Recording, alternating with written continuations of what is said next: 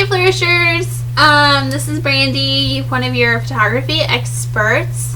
I wanted to drop in really quick and do a very basic, straightforward video on some photography terminology. Maybe this is new information to you, maybe you're just starting out with your camera, or maybe this is something that you are very familiar with, just need a refresher in it. So why don't you go grab your camera if you can, grab some notes, and we'll get started. I just want to cover three basic terms that are very important when you are setting your camera to shoot. Number one is ISO. And in my opinion, ISO is probably the most important setting to get right on your camera. Back in the day, ISO was extremely important. It is now.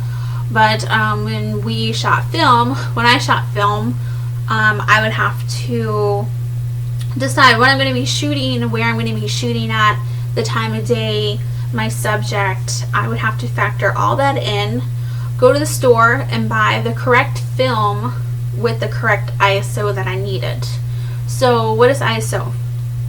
ISO is your camera's sensitivity to light.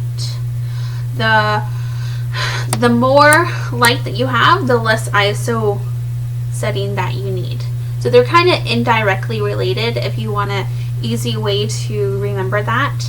If you're shooting on a very sunny day outside, you want to keep your ISO at the lowest setting possible, which is 100. Now, as your light starts to go down, if you go into some shade, if you're inside, indoors, shooting with natural light, you kind of want to pump up your ISO a little bit, and that's okay. But there's always compromise. Once you start bumping up your ISO, your image quality is going to go down some. You're going to lose sharpness. You're going to lose that crispness that you have, that you want, especially shooting product photography. We want to try to keep our ISO at the lowest possible to get those nice, sharp, crisp images. So the best way to do that is to make sure that your environment and your shooting setting is very properly lit, and that way you can keep your ISO down. So next thing we're going to talk about is aperture. What is aperture? Aperture is the spherical opening of your lens, however you want to think about it. It's the size that your lens comes open when you take a picture. So I'm going to try to show you here on this lens. Now, how you are going to find your aperture numbers, or f-stops is what we call them, on your camera. They're going to be numbers like 1.4, 2, 2.8, 4, 5.6, 8, 11, 16. Those numbers, I know you've gone through them, you know, but maybe you didn't know what they were, what they were doing, or if you're helping or not helping. Those are your f-stops, and that is your aperture size. Again, a little tricky, because the bigger number you have, the smaller the aperture is going to be. Right now, this lens is at 16, and I think you can see there, see the little tiny hole where the light is coming in back there? That is your aperture size. Now, the smaller the number goes, I'm going down in my numbers. This is 1.4. See how large it's opened? That is a wide aperture. Little number, wide aperture. This is going to get that low depth of field that I know a lot of you want to get. The wider the aperture, the more blurred your background is going to be when you're shooting. And I know a lot of you, you crave that and you want your product photography to look like that, and that's great. But that's how that is achieved. So if you don't want the blurred background, if you are out on a hike and you want to photograph a lake and all the mountains and everything be a nice crisp focus, then you definitely want a smaller aperture, bigger number. Okay, so let that sink in a little bit. I know that can be tricky to set that in your mind, but the smaller number, the wider the aperture. Done. Okay, third thing we're going to talk about is your shutter speed. So what is your shutter speed? Your shutter speed is how fast your camera lets in light.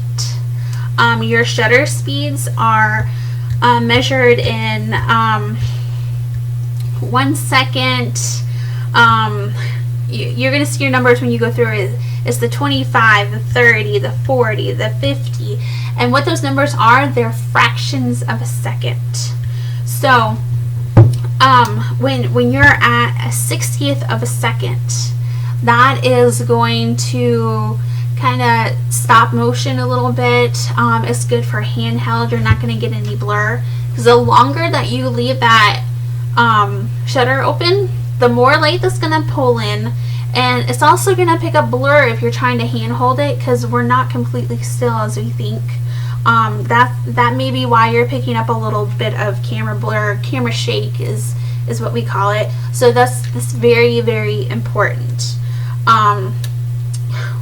When you have more light, you want a faster shutter speed. That way you won't get overexposed pictures. And I'm not going to go into perfect shutter and perfect aperture and all that right now. I just wanted to let you know the terminology and what these things do. So when you're sitting down with the experts and they say, oh, I recommend an aperture of this, and you kind of look like I don't know what aperture is. Now you do. This is just a real quick, easy video to reference, to go over some terminology, what things do, how to use them. I heard a quote today. It was pretty funny. It said, if cameras and lighting had to post a relationship status, it would say it's complicated, and it's so complicated. There's no perfect setting for anything. Everything becomes a factor. You just have to really play around with camera settings, really get in the mode of wanting to change and manipulate your settings and your light, and I know that you can do it, but this is just a good quick video to go back to in case you forget how these things work, what they do, and why they're important. So if you have any questions at all, post them below. I will be happy to answer them, and I will talk to you guys later.